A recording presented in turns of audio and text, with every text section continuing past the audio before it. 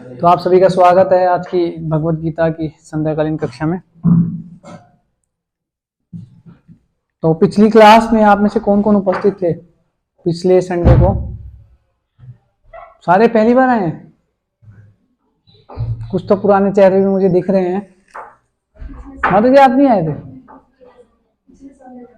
पिछले संडे को नहीं आए थे, ओके। तो पारस को फिर बताइए हमारे को कि पिछले संडे कौन सा श्लोक लिया था प्रभु जी ने।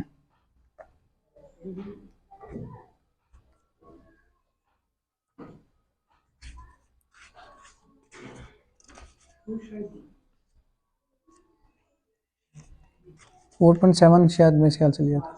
यदा याद है धर्म से ये लिया था, ये लिया होगा 7। तो 8 लेते हैं हम लोग ना, आज 8 से शुरू। ठीक है, नेक्स्ट वाले वो श्लोक बोले शायद उसके बाद में एक और परित्राणाय साधूनाम विनाशाय च दुष्कृताम्, वो तो सेम ही होगा। ठीक है, हम 8 से ले लेते हैं, 7 हो गया था। ठीक है, मैं श्लोक रिसाइट करूंगा पहले और आप पीछे पीछे बोल सकते हैं जिन जिनको याद है। बहुत फेमस श्लोक है भगवत गीता का। 3 बार श्लोक की पुनरावृत्ति करेंगे, फिर शब्दार्थ और फिर अनुवाद तात्पर्य पढ़ेंगे। अध्याय संख्या 4, अध्याय का नाम है दिव्य ज्ञान और श्लोक संख्या 8। परित्राणाय साधूनां विनाशाय च दुष्कृताम् धर्म संस्थापनार्थाय संभवामि युगे युगे। परित्राणाय साधूनां विनाशाय च दुष्कृताम् धर्म संस्थापनार्थाय संभवामि युगे युगे। परित्राणाय साधूनां विनाशाय च दुष्कृताम् धर्म संस्थापनार्थाय संभवामि युगे युगे। इसका अनुवाद शब्दार्थ और तात्पर्य श्रील प्रभुपाद जी के द्वारा। श्रील प्रभुपाद की शब्दार्थ पीछे पीछे दोहरा सकते हैं। परित्राणाय बोलिए, उद्धार के लिए, साधुनाम भक्तों के, विनाशाय संहार के लिए, च तथा दुष्कृताम दुष्टों के, धर्म के, संस्थापनार्थाय पुनः स्थापित करने के लिए, संभवामि प्रकट होता हूँ, युगे युग, युगे युग में। अनुवाद ध्यान पूर्वक श्रवण कीजिए। भक्तों का उद्धार करने, इको कम करो, दुष्टों का विनाश करने तथा धर्म की फिर से स्थापना करने के लिए मैं हर युग में प्रकट होता हूँ। तात्पर्य, भगवत गीता के अनुसार साधु या पवित्र पुरुष कृष्ण भावना भवित व्यक्ति हैं। अधार्मिक लगने वाले व्यक्ति में भी यदि पूर्ण कृष्ण चेतना हो तो उसे साधु समझना चाहिए। दुष्कृताम उन व्यक्तियों के लिए आया है जो कृष्ण भावना अमृत की परवाह नहीं करते। ऐसे दुष्कृताम या उपद्रवी, मूर्ख तथा अधम व्यक्ति कहलाते हैं, भले ही वे सांसारिक शिक्षा से विभूषित क्यों ना हो। इसके विपरीत यदि कोई 100% कृष्ण भावना अमृत में लगा रहता है तो वह विद्वान या सुसंस्कृत ना भी हो, फिर भी वह साधु माना जाता है। जहां तक अनिश्वरवादियों का प्रश्न है, भगवान के लिए आवश्यक नहीं है कि वे इनके विनाश के लिए उस रूप में अवतरित हों जिस रूप में वे रावण तथा कंस का वध करने के लिए हुए थे। भगवान के ऐसे अनेक अनुचर हैं जो असुरों का संहार करने में सक्षम है, किंतु भगवान तो अपने उन निष्काम भक्तों को तुष्ट करने के लिए विशेष रूप से अवतार लेते हैं जो असुरों द्वारा निरंतर तंग किए जाते हैं। असुर भक्त को तंग करता है, भले ही वह उसका सगा संबंधी क्यों ना हो। यद्यपि प्रहलाद महाराज हिरण्यकशिपु के पुत्र थे, किंतु तो भी वे अपने पिता द्वारा उत्पीड़ित थे। इसी प्रकार कृष्ण की माता देवकी यद्यपि कंस की बहन थी, किंतु उन्हें तथा उनके पति वसुदेव को इसलिए दंडित किया गया था क्योंकि उनसे कृष्ण को जन्म लेना था। अतः भगवान कृष्ण मुख्यतः देवकी के उद्धार करने के लिए प्रकट हुए थे, कंस को मारने के लिए नहीं। किंतु ये दोनों कार्य एक साथ संपन्न हो गए। अतः यह कहा जा सकता है कि भगवान भक्त का उद्धार करने तथा दुष्ट असुरों का संहार करने के लिए विभिन्न अवतार लेते हैं। कृष्णदास कविराज कृत चैतन्य चरितमृत के निम्नलिखित श्लोकों में अवतार के सिद्धांतों का सारांश प्रकट होता है। सृष्टिस्तेषु मूर्ति प्रपंच अवतारे से ईश्वर मूर्ति अवतार नाम धरे मायातीत परम योम सबार अवस्थान विश्व अवतारी धरे अवतार नाम। अवतार अथवा ईश्वर का अवतार भगवत धाम से भौतिक प्राकट्य हेतु होता है। ईश्वर का वह विशिष्ट रूप जो इस प्रकार अवतरित होता है अवतार कहलाता है। ऐसे अवतार भगवत धाम में स्थित रहते हैं। जब वे भौतिक सृष्टि में उतरते हैं तो उन्हें अवतार कहा जाता है। अवतार कई तरह के होते हैं, यथा पुरुष अवतार, गुण अवतार, लीला अवतार, शक्तावेश अवतार, मनमंत्र अवतार तथा युग अवतार। इन सब का इस ब्रह्मांड में क्रम अनुसार अवतरण होता है, किंतु भगवान कृष्ण आदि भगवान हैं और समस्त अवतारों के उद्गम हैं। भगवान श्री कृष्ण शुद्ध भक्तों की चिंताओं को दूर करने के लिए के विशिष्ट प्रयोजन से अवतार लेते हैं, जो उन्हें उनकी मूल वृंदावन लीलाओं के रूप में देखने के उत्सुक रहते हैं। अतः कृष्ण अवतार का मूल उद्देश्य अपने निष्काम भक्तों को प्रसन्न करना है। भगवान का वचन है कि वे प्रत्येक युग में अवतरित होते रहते हैं। इससे सूचित होता है कि वे कलयुग में भी अवतार लेते हैं। जैसा कि श्रीमद् भागवतम में कहा गया है कि कलयुग के अवतार भगवान चैतन्य महाप्रभु हैं, जिन्होंने संकीर्तन आंदोलन के द्वारा कृष्ण पूजा का प्रसार किया और पूरे भारत में कृष्ण महानामृत का विस्तार किया। उन्होंने यह भविष्यवाणी की कि संकीर्तन की यह संस्कृति सारे विश्व के नगर नगर तथा ग्राम ग्राम में फैलेगी। भगवान चैतन्य को गुप्त रूप में किंतु प्रकट रूप में नहीं, उपनिषदों, महाभारत तथा भागवत जैसे शास्त्रों के गूढ़ी अंशों में वर्णित किया गया है। भगवान कृष्ण के भक्तगण भगवान चैतन्य के संकीर्तन आंदोलन द्वारा अत्यधिक आकर्षित रहते हैं। भगवान का यह अवतार दुष्टों का विनाश नहीं करता, अपितु अपनी अहेतु की कृपा से उनका उद्धार करता है। ओम अज्ञानतिमिरान्धस्य ज्ञानाञ्जनशलाकया चक्षुरुन्मीलितं येन तस्मै श्रीगुरुवे नमः। श्रीचैतन्यमनोभीष्टं स्थापितं येन भूतले स्वयं रूपा कदा मह्यं ददाति स्वपदान्तिकं। वन्देऽहं श्रीगुरु श्रीयुताः पदकमलं श्रीगुरुन् वैष्णवांश्च। श्रीरूपं साग्रजातं सगण रघुनाथान्वितं तं सजीवं साद्वैतं सावधूतं परिजनसहितं कृष्ण चैतन्य देवं श्रीराधा कृष्ण पादान् सगण ललिता श्रीविशाखान्वितांश्च। हे कृष्ण करुणा सिंधु दीनबंधु जगत्पते गोपेश गोपिका कांत श्री राधा कांत नमोस्तुते। तप्त कांचन गौरांगी श्री राधे वृंदावनेश्वरी वृषभानुसुते देवी प्रणमामि हरिप्रिये। वाञ्छाकल्पतरुभ्यश्च कृपा सिन्धुभ्यैव च पतितानां पावनेभ्यो वैष्णवेभ्यो नमो नमः। जय श्री कृष्ण चैतन्य प्रभु नित्यानंद श्री अद्वैत गदाधर श्रीवासादि गौर भक्तवृंद। हरे कृष्णा कृष्णा कृष्णा हरे हरे, हरे राम राम राम हरे हरे।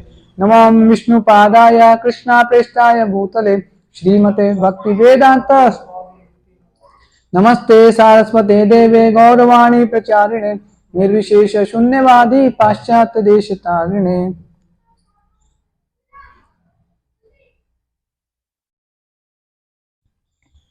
हरे कृष्णा।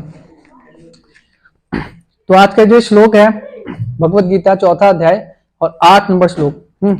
इसकी जो पहले वाला श्लोक है जो पिछले हफ्ते प्रभु जी ने लिया होगा, जिन्होंने क्लास लिया था, तो उसमें बता रहे हैं, वो भी बहुत फेमस श्लोक है, बचपन से हम लोग सुनते हुए आए हैं, है ना। यदा यदा ही धर्मस्य ग्लानिर्भवति भारत अभ्युत्थानम धर्मस्य तदात्मानं सृजाम्य। तो उसमें भगवान बता रहे हैं कि जब भी धर्म की हानि होती है, ह्रास होता है ना, और अधर्म बढ़ने लगता है, तब मैं अवतरित होता हूँ। अब आज का जो हमारा श्लोक है इसमें भगवान बता रहे हैं कि मैं क्यों आता हूँ, आकर क्या करता हूं, ये ऐसे समझ सकते हैं।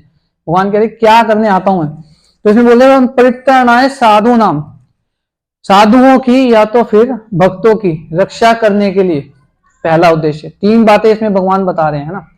पहला क्या है, परित्राणाय साधु नाम, भक्तों की रक्षा करने के लिए। दूसरा विनाशाय च दुष्कृताम, अब भक्तों की रक्षा कैसे होगी, जो दुष्ट या असुर प्रवृत्ति के जो लोग हैं उनका विनाश करके, उनको वध करके उनका विनाश करते हैं भगवान।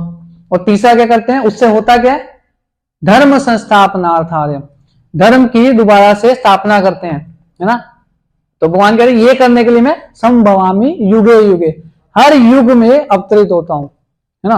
अब प्रभुपाद जी आज इसके जो तात्पर्य में, इसी श्लोक के तात्पर्य में पहले तो दुष्कृति नो, तो दुष्कृति प्रवृत्ति के जो लोग हैं उनके बारे में बता रहे हैं, है ना। भगवान आगे गीता में फिर बताएंगे कि 4 प्रकार के ऐसे जो लोग होते हैं जो कभी मेरी शरण में नहीं आते, है ना। नमाम दुष्कृति नो मूढ़ा, पहला है मूढ़ा, जो मूर्ख व्यक्ति होता है ना, भगवान कह रहे हैं वो कभी शरण में नहीं आता। नमाम दुष्कृति नो मूढ़ा प्रपदंते नराधमा, फिर नरों में जो अधम है, मतलब कि है तो मनुष्य का शरीर लेकिन सबसे नीच प्रवृत्ति का मनुष्य है। माया नाम दुष्कृति नो मूढ़ा प्रपदंते नराधमा, माया प्रेत ज्ञाना, जिसकी बुद्धि और जिसका ज्ञान माया के द्वारा हर लिया गया है ना। ऐसे व्यक्ति का दिमाग कहाँ काम करेगा, क्या सही कर रहा है गलत कर रहा है ना। एक तरीके से कह सकते हैं कि पागल व्यक्ति भी। जब यदि आपने देखा होगा कभी रोड पे चलते हुए किसी पागल व्यक्ति को, तो कैसे हरकतें करता है, कुछ भी करता है, किसी को ही मार देगा, किसी से भी टकरा जाएगा, सड़क पे लेट जाएगा, कहीं भी कपड़े निकाल देगा, है ना। तो ऐसा व्यक्ति, उसको कहाँ पता है अच्छा है या बुरा है, उसको लूट के भी कोई चला जाएगा, उसको कोई फर्क नहीं पड़ता। खास तौर पे शराब पिए हुए लोग ऐसे मिलते हैं। माया पित ना आसुरिम भावम आशिता, चौथे भगवान बता रहे हैं जो आसुरी प्रवृत्ति के जो लोग होते हैं, जिनका स्वभाव आसुरी होता है ना। तो असुरों को कैसे पहचान सकते हैं, है ना। तो उसके बारे में प्रभुपाद जी तात्पर्य में बता रहे हैं कि असुर लोग जो होते हैं वो भक्तों को तंग करते हैं, है ना, भक्तों को भक्ति करने में अवरोध उत्पन्न करते हैं। तो इसमें किन किन का एग्जाम्पल दिया है श्री प्रभुपाद जी ने, सबसे पहला दिया है रावण का। तो रावण के जो अपने भाई थे ना, भरत, सॉरी हाँ विभीषण, भरत तो उनके थे, सॉरी विभीषण, विभीषण थे, वो भगवान राम के अनन्य भक्त थे, है ना, भक्ति करते थे। उनके पूरे महल में जो है राम राम राम लिखा हुआ था हर दीवार के ऊपर, है ना। तो भक्ति करते थे और उन्होंने कई बारी रावण को समझाया भी था, परामर्श भी दी थी कि आप सीता मैया को वापस लौटा दीजिए, राम जो है भगवान है, स्वयं भगवान है वो, और उनसे दुश्मनी लेना ठीक नहीं है ना। तो एक बारी क्या हुआ, रावण जो है वो घूमते घूमते सैर करते करते, वो तो भाई राजा है अपने लंका का, तो कहीं भी जा सकते हैं। जैसे नरेंद्र मोदी जी किसी भी गलत गांव में चले जाएंगे, यहाँ आपके मॉडल टाउन में रेवाड़ी के सेक्टर 3 में आ जाएंगे तो रोका थोड़ी जाएगा उनको कि नहीं नहीं यहाँ कैसे आ रहे हो आप, है ना। ऐसे ही रावण लंका का राजा है, तो कहीं भी जा सकते हैं वो। तो ऐसे वो टहलते टहलते एक बारी विभीषण के महल के पास पहुंच गए। अब अंदर से राम राम नाम का जप की आवाज आ रही थी, तो उसको क्रोध आ गया, भैया मेरे दुश्मन का जो है नाम जप कर रहा है मेरे महल में, ऐसा कौन इतना बड़ा दुस्साहस किसने किया। देखा तो भैया अपना ही भाई है, चलो कोई बात नहीं। पूछा क्या मेरे को जप आई थी, वो कह रहे नहीं एक्चुअली आपको भ्रम हुआ होगा। विभीषण ने चलो ठीक है, तो अंदर जाके देखा तो फिर आंखें फटी की फटी रह गई। पूरी दीवारों पे चारों तरफ राम राम राम राम राम लिखा हुआ, पूरी दीवार भर रखी है, चारों दीवारें महल के अंदर, जो उनका पर्टिकुलर कमरा था। तो और गुस्सा आ गया, देखा तो मेरे दुश्मन का नाम लिखा हुआ है तुमने चारों दीवारों के ऊपर, सब जगह पे नाम लिखा हुआ है। अब जो कृष्ण को भजन करते हैं वो बहुत चतुर होते हैं, जय भजे कृष्ण से ही बड़ो चतुर, वो इंटेलिजेंट होते हैं, मतलब कि बहुत। विभीषण ने क्या बोला, भैया फिर आपको भ्रम हो गया। ये कैसे भ्रम हो गया, साफ साफ दिख रहा है राम लिखा हुआ है।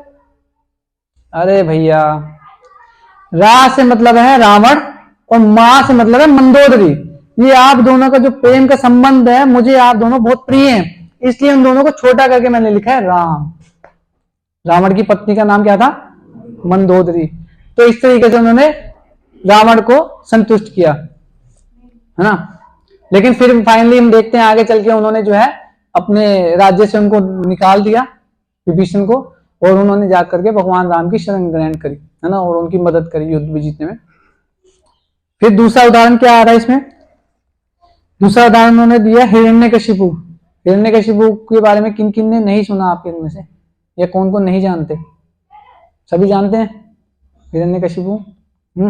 हिरण्यकशिपु ने बहुत कठोर तपस्या करी थी, अंगूठे के ऊपर, पैर के अंगूठे पे खड़े होकर के ब्रह्मा जी को संतुष्ट किया था, और ब्रह्मा जी से जब संतुष्ट होकर आ गए थे तो ब्रह्मा जी को क्या बोला उन्होंने कि मेरे को अमर बना दो। ब्रह्मा जी बोले मैं खुद अमर नहीं हूं, तुमको कैसे अमर बनाऊं ना, नहीं पॉसिबल नहीं है, ये नहीं हो सकता, कुछ और मांगो। तो फिर उन्होंने कहा कि मेरे को ऐसा वरदान दीजिए, ना मैं पृथ्वी में मरूं, ना आकाश में मरूं, ना धरती पे, ना घर के अंदर, ना घर के बाहर, ना शस्त्र से, ना अस्त्र से, ना दिन में मरूं, ना रात में मरूं, ना 12 महीने में से किसी महीने में मरूं, ना नर से मरूं, ना नारायण से मरूं। मतलब ऐसा वरदान मांग लिया कि ऑलमोस्ट अमर हो गया वो। और जैसे उनको वरदान मिलता था तो वो असली फॉर्म में आ जाते थे, और सबसे पहले अटैक करते थे कहां पे? अमरावती, स्वर्गलोक में, है ना, इंद्र को भगा देते थे और खुद कब्जा कर लेते थे। तो इस तरीके से उन्होंने चारों दिशाओं में अत्याचार अपना पूरा एकदम वर्चस्व जमा लिया अपना, है ना।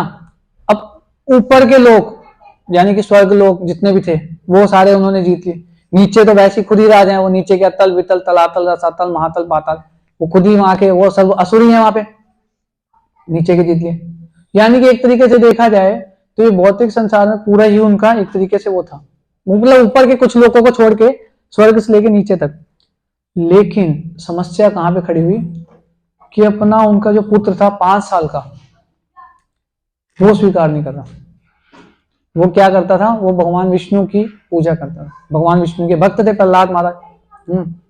तो एक बार स्कूल में उन्होंने जब भेजना शुरू किया हिरण्यकशिपु ने, तो स्कूल से वापस आए तो उन्होंने पूछा अपनी गोद में बिठा करके, प्रहलाद बताओ आज तुमने स्कूल में क्या सीखा, है ना। तो भक्ति की विधियां बता रहे हैं, स्मरणम कीर्तनम विष्णु स्मरणम पाद सेवनम अर्चनम वंदनम दास्यम साख्यम आत्मनिवेदनम। उसको गुस्सा आ गया कि विष्णु का नाम ले रहा है, मेरा दुश्मन है वो तो टीचरों को बुला के डांट लगाई कि क्या सिखा रहे तुम उल्टी सीधी चीजें मेरे बच्चे को, सही से सिखाओ नहीं तो तुम्हारे को नौकरी से क्या दुनिया से भेज देंगे। तो ऐसे करते करते जो मतलब कहने का मतलब उन्होंने बहुत वो किया। एक बात से परेशान थे कि पूरी दुनिया उनको भगवान की तरह पूज रही है ऑलमोस्ट, हिरण्यकशिपु को, लेकिन केवल एक अपना 5 साल का जो पुत्र है वो स्वीकार नहीं कर रहा, उससे कष्ट है। कहीं ना कहीं हम भी देखते हैं कि हमारे जीवन में ऐसे ही परिस्थिति बनती है कि जो इनसिग्निफिकेंट एकदम तुच्छ चीज होती है उस कारण से हम जो है शोकाकुल हो जाते हैं जीवन में, और इतना शोक मान लेते हैं कि कई बार लोग डिप्रेशन में भी चले जाते हैं, है ना। यहां से हम देख सकते हैं, हालांकि हिरण्यकशिपु देख सके तो देखें तो क्या फर्क पड़ता है भाई, तीनों लोगों के राजा हैं।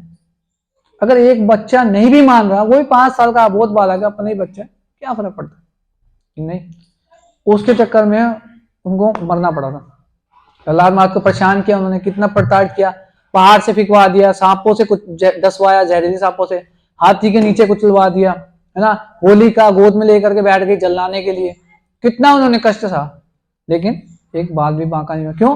क्योंकि भगवान रक्षा कर रहे हैं, भगवान का नाम रक्षा कर रहे हैं, है ना। ये देखते हैं फिर अंत में हिरण्यकशिपु को भगवान ने नरसिंह भगवान के रूप में आकर के उनको वध किया, है ना। तो ये देखते हैं हम।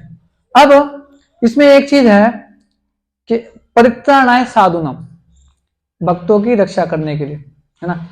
प्रहलाद महाराज के केस में यदि देखें तो प्रहलाद महाराज की कितनी बार रक्षा हुई? कितनी बार रक्षा हुई प्रहलाद महाराज की? मतलब कितनी बारी बचाया गया उनको? बहुत सारी बारी बचाया गया ना, है ना। सब लोग क्लास में ही है ना, कोई बाहर तो घूमने नहीं गया वो मन के माध्यम से ना। तो आप लोग जवाब देते रहेंगे तो मुझे लगेगा कि यही है, नहीं तो मैं सोचूंगा कि कहीं शॉपिंग करने गए हैं मॉल के अंदर। प्रहलाद महाराज की कई बारी रक्षा हुई, है ना। तो क्या हर बारी भगवान आए थे? भगवान तो एक ही बारी आए थे जब हिरण्यकशिपु का वध करना था, लेकिन उनकी रक्षा बहुत बारी हुई। यानी कि भगवान को स्वयं आने की आवश्यकता नहीं है, भगवान का नाम ही काफी है रक्षा करने के लिए, क्योंकि भगवान का नाम और भगवान में कोई भेद नहीं है, दोनों अभिन्न है। जहां पे भगवान के नाम का कीर्तन होता है वहां पे भगवान भी स्वयं उपस्थित रहते हैं, ऐसा शास्त्र वाक्य है ना। तो भगवान को आने की इसके लिए जरूरत नहीं है। परित्राणाय साधुनाम, फिर क्या है, विनाशाय च दुष्कृतम, है ना। अब हिरण्यकशिपु या रावण जैसे असुर तो आजकल पाए नहीं जाते, उनके 1-1, 2-2% जो है, कुछ असुर हैं अभी भी, आजकल भी हम देखें तो न्यूज चैनल में देखते हैं या फिर बाहर भौतिक समाज में देखते हैं, तो इतने बड़े बड़े असुर नहीं है कि भगवान को स्वयं माना पड़े, है ना। एक कोरोना आता है तो पूरी दुनिया को हिला देता है, कितने असुर निपट गए उसके अंदर ही, है ना। सही बात है, गलत बात है।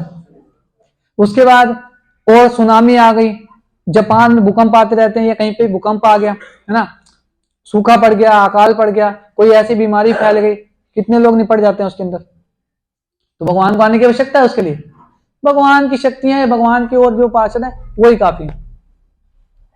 ठीक है, 2 चीज हो गई, भगवान को आने की आवश्यकता नहीं है, भगवान अपनी शक्तियों के माध्यम से वैकुंठ में बैठे बैठे वहीं से ही कर सकते हैं। तीसरा क्या है, धर्म संस्थापनार्थाय, चलो धर्म स्थापना करने के लिए तो भगवान को आना पड़ेगा, ठीक बात है, गलत बात है, बोलिए, कुछ तो बोलिए। हाँ, आना पड़ेगा भगवान को, लेकिन उसके लिए भी भगवान को आने की आवश्यकता नहीं है। पूछो कैसे। भगवान अपने एक शुद्ध भक्त को भेजते हैं तो पूरी दुनिया में ना जो असुरी प्रवृत्ति के लोग हैं वो भक्त बन जाते हैं। कैसे, जो इस्कॉन के संस्थापक आचार्य हैं या और भी अन्य बहुत ऐसे साधु संत हैं जो इतनी क्षमता रखते हैं कि वो असुर लोगों को भी भक्त बना सकते हैं। जैसे पारस पत्थर होता है, सोने पे टच करो तो, सॉरी लोहे पे टच करो तो सोना बनता है, सोना बनाने नुकसान करा रहे हो आप तो, है ना।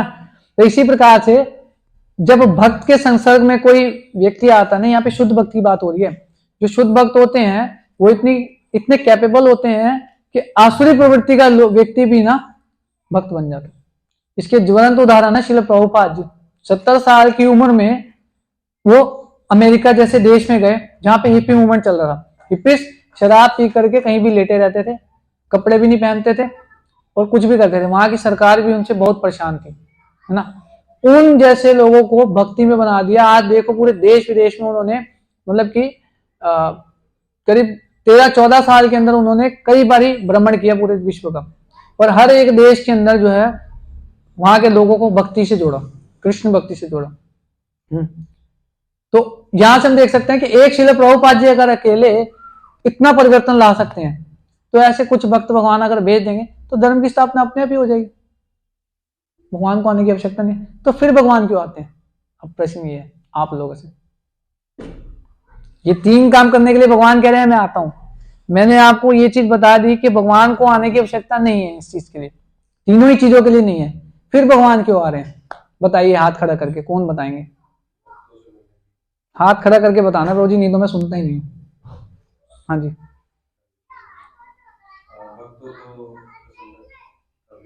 ठीक है, बहुत अच्छा बताया रोजी ने। एक पॉइंट है कि भक्तों को प्रसन्न करने के लिए। और बताइए, कुछ माताएं का भी कंट्रीब्यूशन होना चाहिए, कुछ तो बताइए क्यों आ रहे हैं भगवान फिर ना। आप लोग जो आते हैं क्लासेस में रेगुलर। जी प्रभु जी, जिसके थ्रू यहाँ पे जैसे आपने बताया कि कोई है हमारे तो भक्त है, भक्त बना रहे हैं, और वो उनको मार्गदर्शन के लिए आ रहे हैं कि आगे क्या करना चाहिए। वो ऑलरेडी मार्गदर्शन है, वो शुद्ध भक्त है, नित्य सिद्ध है, और शास्त्रों के माध्यम से उनको मार्गदर्शन मिल जाएगा। बताया जाता है कि जो भगवत गीता है भगवान की वाणी है, हम भगवत गीता पढ़ रहे हैं तो यानी कि भगवान से हमारा कन्वर्सेशन चल रहा है ना। जब हम चैंटिंग करते हैं हरे कृष्णा कृष्णा कृष्णा हरे हरे, हरे राम राम राम हरे हरे, तो भगवान कृष्ण के साथ हमारी पर्सनल मीटिंग चल रही है ना। तो इसकी तो जरूरत नहीं है। और भगवान 10वें अध्याय के 10वें श्लोक में भगवान बता रहे हैं, तेषाम सतयुक्ता नाम भजताम प्रीतिपूर्वकम, जो प्रेम पूर्वक मेरा भजन करता है मैं क्या करता हूँ, ददामी बुद्धि योगम, उसको बुद्धि प्रदान करता हूँ ना। तो भगवान को आने की क्या आवश्यकता है? फिर बताइए क्यों आ रहे हैं भगवान? एक तो प्रभु जी ने पॉइंट रखा, अच्छा पॉइंट है, काफी क्लोज है प्रभु जी, यही सुने। और थोड़ा दिमाग लगाइए, और थोड़ा भक्तों के लिए ठीक है। और ये अच्छा है, ये भी सही है, ये भी सही है, लेकिन एक और मुख्य कारण है कि भगवान आते हैं, भगवान स्वयं आ रहे हैं, देखो छोटी बात नहीं है। जैसे प्रधानमंत्री है देश का।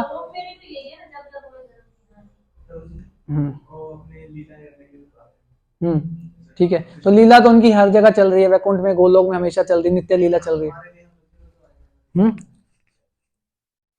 ठीक है, हमारे लिए आएंगे, ठीक है, क्यों आएंगे, प्रश्न तो यही है। वो एक भगवद्गीता में श्लोक बताया था ना, जहाँ कहते हैं कि जो शुद्ध भक्ति या उच्चतम पुरुष करता है, सब लोग उसी का यद्यदाचति श्रेष्ठा तत्तदेव तरोजना स यत् प्रमाणम कुरुते। हाँ, इसलिए भगवान खुद आते हैं, हमें करके दिखाते हैं कि हमें करना चाहिए। ओके, बहुत बढ़िया, बहुत अच्छा। देखो निकल के आई ना चीजें। हाँ जी पारस बाबू। जो अभक्त है वो भगवान की ओर आकर्षित हो। ओके, कैसे होगा आकर्षित? भगवान की।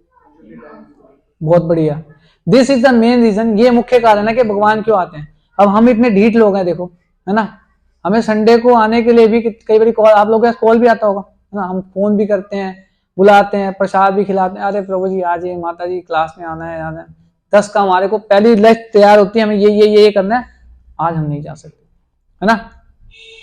भक्त लोग इस फिराक में रहते हैं कि इनको बुला के रहना है कैसे भी, और हम इतने ढीठ हैं, हम फिराक में रहते हैं कि नहीं जाना है ना। तो ऐसे ही भगवान, हम लोग तो आए मुख्य रूप से भगवत धाम से, हम तो ऊपर से असली घर तो हमारा वो है, ये तो किराए का घर है, खाली करा लिया जाएगा, टेम्परेरी है ये तो सब चीज। अब भगवान कह रहे हैं कि हमने भगवत गीता बोल दी पूरी, इनको कोई फर्क नहीं पड़ा, कान के नीचे जू तक नहीं देंगे, कहते हैं ना, फर्क ही नहीं पड़ रहा कोई। भगवत गीता बोल दी, इतना सरल भाषा में दे दिया। ये भगवत गीता सारे वेद शास्त्रों का निष्कर्ष है, कंक्लूजन है, सर्वोपनिषदों गावो दोगदा को पालन ना। भगवान कह रहे हैं फिर भी भाई सब नहीं फॉलो करे, फिर भगवान खुद आते हैं पहले भक्त के रूप में कलयुग के अंदर, कि इनको करके दिखाएं भक्ति कैसे करें। सरल है, क्या करना है, पिछली बार मैंने जब क्लास ली तो मैंने बताया था क्या करना है भक्ति के लिए। खाना है, गाना है, और हाँ, खाना है, गाना है और नाचना है, बस। Chanting, feasting and dancing, this is the simple process of devotion service.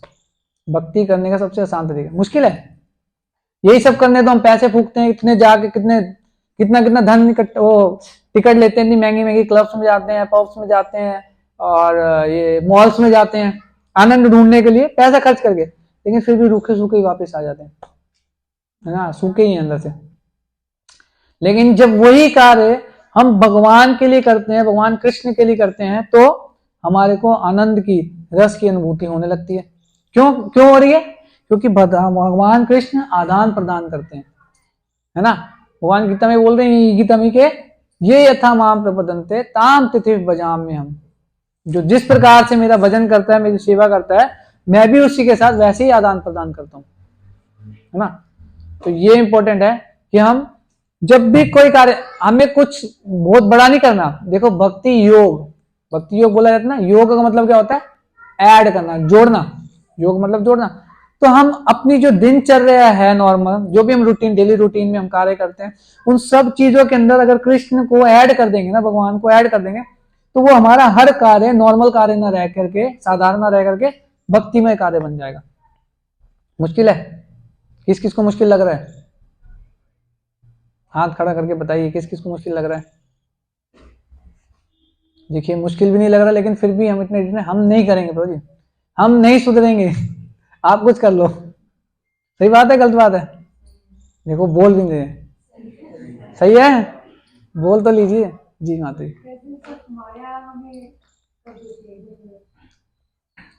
ये है, लेकिन भगवान गीता में बोल रहे हैं, देखिए गीता में आपके हर एक क्वेश्चन का आंसर मिलेगा। भगवान बोल रहे हैं कि क्या देवी ऐसा गुणमयी मम माया दुरत्तया, मेरी जो ये माया है ना, 3 गुणों से बनी हुई, बहुत दुष्कर है, इसको पार कर पाना इज नॉट इजी, बहुत मुश्किल है। लेकिन फिर इसका आंसर भी दे रहे हैं नेक्स्ट लाइन में, मामे वे प्रबद्धन्ते माया में ताम तरंती थे। कैसे आप जीत सकते हो? मेरे शरणागत होकर के, ममे वे प्रबद्धन्ते, जब मेरी शरण में आ जाओगे और मुझे सरेंडर कर दोगे और जो बताया वो प्रोसेस फॉलो करने लगोगे, तो आप बड़ी इजीली सरपास कर जाओगे माया को। लेकिन हम तो नहीं करेंगे, नहीं करेंगे तो फिर कैसे जीतेंगे? कुछ पाने के लिए नहीं, कुछ पाने के लिए कुछ करना पड़ता है, खोना नहीं है कुछ भी जो है। क्योंकि भगवान गीता में 9 चैप्टर में फिर बता रहे हैं, भगवान कह रहे हैं जो भक्ति में लगा हुआ है, जो सेवा में लगा हुआ है ना, उसके पास जो चीज है उसकी मैं रक्षा करता हूं, और जो उसके पास नहीं है वो उसको मैं पूरा करता हूं, उसको मैं प्रदान करता हूं। हर तरफ से फायदा ही फायदा है, नुकसान कहीं भी नहीं है ना। लेकिन फिर भी हम नहीं करेंगे, है ना। तो आगे इसी प्रकार से फिर प्रभुपाद जी इसके तात्पर्य में बता रहे हैं वही चीज करते हुए। तो भगवान क्यों आते हैं? भगवान का आने का एक उद्देश्य तो ये है कि भगवान ये 3 चीजें करने के लिए आते हैं। उसके अलावा जैसा कि प्रभु जी ने बताया और इन्होंने बताया, बहुत अच्छा बताया था कि भगवान ये आते हैं और यहाँ पर आकर के अपनी मधुर मधुर लीलाएं करते हैं, है ना। वृंदावन की लीलाएं देखो, सुनने में कितनी अच्छी लगती हैं। हम लोग बचपन से देखते सुनते आए हैं। हिंदुस्तान में जन्म लेने का ये तो एक बहुत बड़ा बेनिफिट है कि बचपन से ही राम और कृष्ण के बारे में तो हमने सुना होता है, जानते होते हैं, ना, भगवान के बारे में। जन्माष्टमी पे मंदिरों में भी जाते हैं, अपने बच्चों को भी कृष्ण बना के ले जाते हैं, होता नहीं होता। तो ये बहुत बड़ा बेनिफिट है।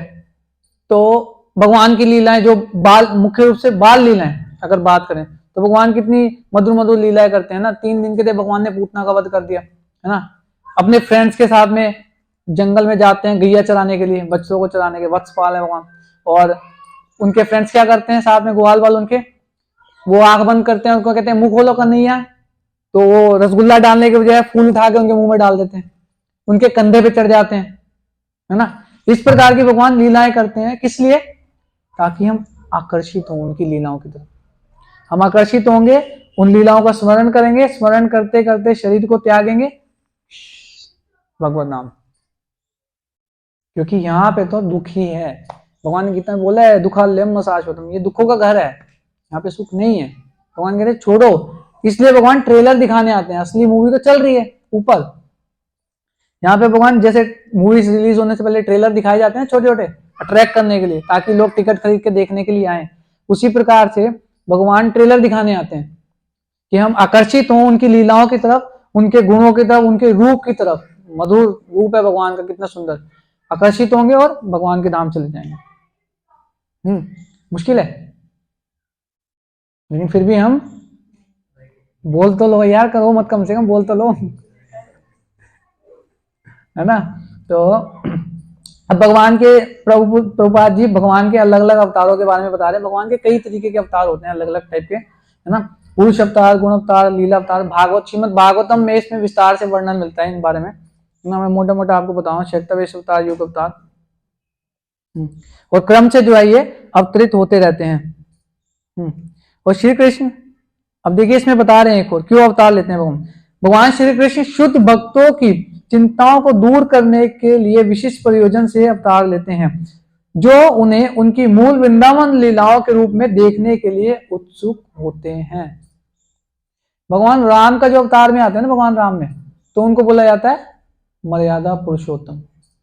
अपनी मर्यादा में रह करके उन्होंने अपने एग्जाम्पल से सिखाया है कि कैसे एक राजा को रहना चाहिए, कैसे एक पति का धर्म निभाना चाहिए, कर्तव्य निभाना चाहिए, है ना। एक पति के रूप में कैसे, एक भाई के रूप में कैसे, एक पुत्र के रूप में कैसे, राजा के रूप में कैसे, है ना, मर्यादा में रहते हुए। इसलिए उनका मर्यादा पुरुषोत्तम का अवतार है। लेकिन जो भगवान कृष्ण का अवतार है वो लीला पुरुषोत्तम है। भगवान लीलाएं करते हैं विभिन्न विभिन्न प्रकार की, है ना। भगवान राम ने तो एक पत्नी व्रत लिया था। भगवान कृष्ण की कितनी रानियां थी, कौन बताए? हाथ खड़ा करके बताना है।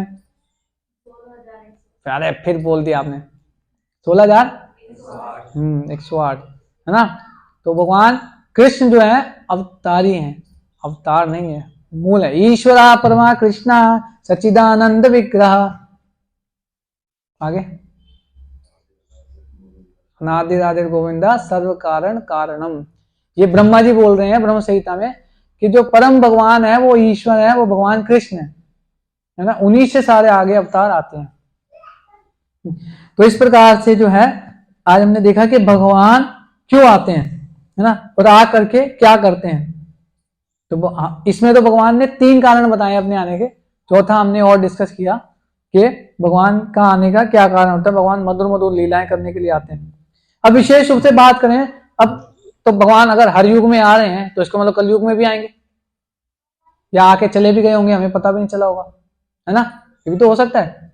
इसमें बताया भी गया है एक तो हमने सुना होगा कलगी अवतार आना है, आप सबने सुना होगा कलगी अवतार, तो वो तो जब आएंगे जब कलयुग का अंत होने वाला होगा, लेकिन उनसे पहले भी एक अवतार आगे जा चुके हैं। वो हैं श्री कृष्ण चैतन्य। चैतन्य महाप्रभु के रूप में भगवान आते हैं, जो मैं हमने चर्चा की थी कि भक्त के रूप में जब आते हैं सिखाने के लिए कि भक्ति कैसे करनी है, सेवा कैसे करनी है ना। तो भगवान चैतन्य महाप्रभु के रूप में आते हैं और छंद अवतार गुप्त रूप से आते हैं, सीक्रेट छुपे हुए अवतार बोला जाता है इनको शास्त्रों में, है ना। तो इस प्रकार से वो आते हैं। अब उन्होंने क्या दिया, क्या तरीका बताया भक्ति करने का, ध्यान लगाओ, यज्ञ करो बड़े बड़े, ये बोला है। हाँ वहां कर रहे हो। हाँ उन्होंने क्या बोला है कि भगवान कृष्ण के नामों का, पवित्र नामों का जप करना है। कैसे बोला, हरे कृष्णा कृष्णा कृष्णा हरे हरे, हरे राम राम राम हरे हरे। तो इस प्रकार से जब हम जप करेंगे तो भगवान प्रसन्न हो जाएंगे। ये कलयुग का प्रोसेस है ना। सतयुग, हर एक युग, जैसे 4 युग हैं, चारों युगों के अंदर भगवान को प्रसन्न करने का, भगवान को प्राप्त करने का अलग तरीका बताया गया शास्त्रों में, है ना। सतयुग में ध्यान करते थे लोग हजारों सालों तक बैठ के, त्रेता के अंदर यज्ञ करते थे बड़े बड़े, द्वापर के अंदर डिटी वर्शिप, अर्चा विग्रह की पूजा करते थे पूजन विधि से, और कलयुग के अंदर कलो तद हरि कीर्तनम, भगवान कृष्ण के नामों का जप करना, है ना। तो ये जप जो है ये यज्ञों के बराबर है। आप गीता में ही आगे जाके पढ़ेंगे 10th चैप्टर में भगवान बता रहे हैं क्या, यज्ञा नाम जपो अस्मि। यज्ञ का मतलब है अगर आप मेरे नामों का जप कर रहे हो तो एक यज्ञ करने के बराबर है। अगर आप भगवत गीता पढ़ रहे हो 18 चैप्टर में भगवान बता रहे हैं अगर कोई गीता पढ़ रहा है, भगवत गीता का अध्ययन कर रहा है, तो अपनी बुद्धि के माध्यम से मेरी पूजा कर रहा है। फायदा ही फायदा, देखो कम इन्वेस्टमेंट मोर रिटर्न, है ना। फायदा यही चाहिए ना हम लोगों को, लेकिन फिर भी हम अभी क्लास खत्म होगी बाहर जाके सब भूल जाएंगे प्रसाद के चक्कर में। सही बात है गलत बात है? अगर हम कोशिश करेंगे ना तो भगवान निश्चित रूप से हमारी हेल्प करने के लिए आते हैं या किन्हीं को हमारे जीवन में भेजते हैं ना। अब हम कहेंगे यार हम प्रयास कर रहे हैं, भगवान हमारी मदद क्यों नहीं कर रहे, तो भगवान स्वयं तो आएंगे नहीं, हम उस अवस्था में नहीं है, हम उतने शुद्ध नहीं है अभी। तो भगवान अपने प्रतिनिधि को भेजते हैं, है ना, आचार्य को भेजते हैं, शास्त्र देते हैं हमें, भक्तों को हमारे जीवन में भेजते हैं ताकि हमें याद दिलाएं वो लोग कि आप क्या करने के लिए आए थे, है ना। इस संसार में हम लोग सब भगवान से वादा करके आए हुए हैं कि इस संसार में जाएंगे तो आपके नाम का भजन करेंगे, लेकिन यहाँ पे आते ही सब भूल जाते हैं, ऐसी मोह माया चमक धमक देखते हैं, ये भी चाहिए वो भी चाहिए, वो चाहिए, इकट्ठा करने के चक्कर में पूरा जीवन निकल जाता है हमारा, और एक दिन फिर हम भी निकल लेते हैं, है ना। तो इस जीवन को यदि सार्थक बनाना है और भगवान की कृपा आदि हमें प्राप्त करनी है तो क्या करना पड़ेगा, हरि नाम का संकीर्तन करना पड़ेगा, भगवान का टेस्टी टेस्टी भोग लगाओ प्रसाद खाना पड़ेगा, और क्या करना पड़ेगा, भगवान के सामने डांस करना पड़ेगा, है ना। तो किन किन को शर्म आती है डांस करने में भगवान के सामने? अरे अपना बताना है, दूसरे की उंगली नहीं उठानी है। अपना बताइए किन किन को शर्म आती है, हाथ उठा के। और देखो हाथ उठाने में भी शर्म आ रही है, बता दीजिए, कोई नहीं देख रहा, भगवान कुछ नहीं कहेंगे, चिंता मत करो। मतलब कि सारे डांस करेंगे आज, कह रहे फिर नहीं करेंगे, माता जी कह रही मैं तो नहीं करूंगी। तो हम देखिए कितनी विडंबना है कि बाहर हम लोगों को तुष्ट करने के लिए, लोगों को संतुष्ट करने के लिए, दूसरों के जब रिश्तेदारों के शादी ब्याह में जाते हैं तो वहां पे कितना हम डांस वगैरह करते हैं, क्यों कि इसकी बेटे की शादी है, हम नहीं नाचेंगे तो ये सोचेगा हमसे नाराज है, तो लोगों को दिखाने के लिए हम डांस थोड़ा सा हाथ हिला देते हैं, वीडियो बन रही होती है ना। ऐसे ही होता है ना, दिखाने के लिए। ये तो नहीं कि हम बहुत खुश हैं, हमें खुशी है इसलिए हम डांस कर रहे हैं, या तो दिखाने के लिए या तो 2 लगा के फिर नाचते हैं, जनरेटर की आवाज पे भी नाच लेते हैं, फिर तो होता है, ऐसे ही नहीं होता। वही माता जी, वही फोटो करने के लिए नाच लेते हैं, दिखाने के लिए बस, है ना। और वही जब हम खाना खा रहे होते हैं तो वीडियो वाला ए भाग यहाँ से, वीडियो बना रहे हमारी, है ना, ऐसे होता है ना। तो जब वही कार्य हम भगवान के लिए करेंगे तो वो भक्ति है, उसमें भगवान संतुष्ट होते हैं, ना। तो इसलिए हमें शर्माना नहीं चाहिए भगवान के लिए कुछ भी करने के लिए। हम अगर भगवान के सामने डांस भी कर रहे हैं तो भगवान खुश होते हैं। तो इसलिए हमें डांस करना चाहिए, प्रसाद भी खाना चाहिए, है ना, भगवान के नाम का जप भी करना चाहिए। सारी चीजें भगवान की सेवा में आता है, ये सब सेवा है। चल करके मंदिर जा रहे हैं, ये भी सेवा है, पैरों के माध्यम से सेवा हो रही है। तो सुन रहे हैं अभी, ये भी सेवा है। जप कर रहे हैं, वो भी सेवा है। ये सब सेवा है भगवान की, है ना। तो लास्ट में मैं कंक्लूड कर देता हूं थोड़ा सा कि भगवान कृष्ण के भक्तगण भगवान चैतन्य के संकीर्तन आंदोलन द्वारा अत्यधिक आकर्षित रहते हैं। कौन?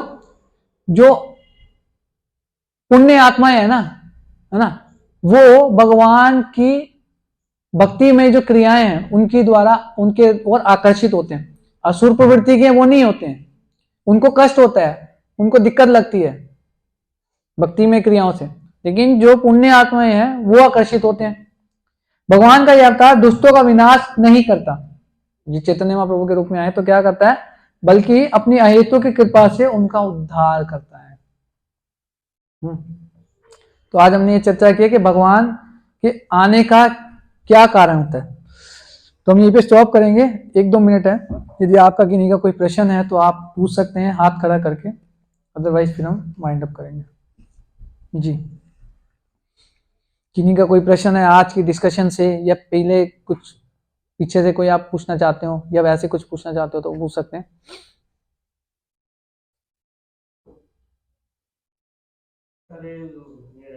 जी, कुछ दिन पहले मैं वृंदावन गया था। हाँ जी। तो पहली बात तो प्रभु जी मैं किसी बाबा को नहीं मानता हूँ, अगर बहुत तो सॉरी पहले बोल नहीं, कोई बाबा नहीं है। हाँ, वहाँ पे किसी ने मुझे बताया कि शिव जी से भी बड़ा कोई अवतार है।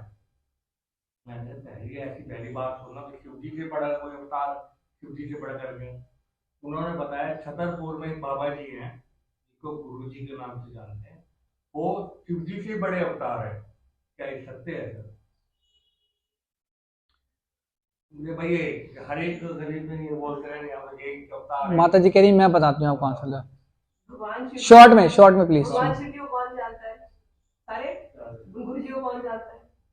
कोई नहीं। मैं बस पूछना चाह रहा था, वहाँ पे भी छतरपुर में ऐसी भीड़ लगी रहती है, जाओ उस पे शिव जी का रूप आ गए। मैं आपके दोनों आंसर देता हूँ, भीड़ लगी रहती है और वो अवतार हैं कि नहीं।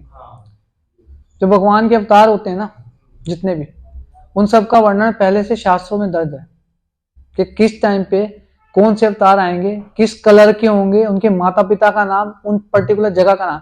इवन आप कल्कि अवतार जो भी होने हैं उनका भी पूरा मेंशन है, कल्कि पुराण के अंदर भी है और भी अन्य पुराणों में भी मिलता है। यूपी के अंदर एक जगह है, वहां पे छोटे से गांव में आएंगे, उनके माता पिता का भी नाम लिखा हुआ है, कौन से कलर के होंगे, क्या करेंगे, सब पहले से मेंशन होता है। तो ये तरीका होता है शास्त्र के माध्यम से चेक करने का कि अवतार है कि नहीं, है ना। अब गुरु जी का मेरे को तो लगता नहीं कहीं पे होगा, पहली चीज, है ना। उसके लिए हमें थोड़ा मेहनत करना पड़ेगा, शास्त्र पढ़ना पड़ेगा, ताकि हम मूर्ख ना बन जाएं। अब दूसरा, भीड़ क्यों लगी होती है? क्योंकि ये देश जो इंडिया देश है हमारा, वो क्या है कि अगर कोई गुरु जी को मान रहे हैं और हम उसको जाके कहेंगे कि गलत है, वो उल्टा हम पे ही वो करने लग जाते हैं। ठीक बात। जगह जैसे आसाराम बापू जी थे, दूसरे, अब वो क्या बापू जी के वो पहले वहां पे जाने लगे, फिर वहां से देखा ये बाबा जी गलत है, तो दूसरे बाबा जी के पास चले गए, फिर तीसरे बाबा जी को पकड़ लिया, फिर वो भगवान जी के नाम तो लेते नहीं है, वो उसी बाबा। एक्चुअली श्रील प्रभुपाद जी बताते हैं अपने एक लेक्चर में कि आजकल गुरु या बाबा जी लोग कैसे बनाते हैं, फैशन के लिए बनाते हैं। जैसे लोग कुत्ता पालते हैं ना, वैसे लोग दिखाने के लिए गुरु बना लेते हैं। अब गुरु बनाना है तो कोई स्टेटस वाला होना चाहिए, अच्छा नामी गुरु होना चाहिए, बेशक उसके कर्म वैसे ना हो या वैसे वो योग्य भी ना हो, क्योंकि गुरु की भी योग्यता शास्त्र में बताई गई है ना।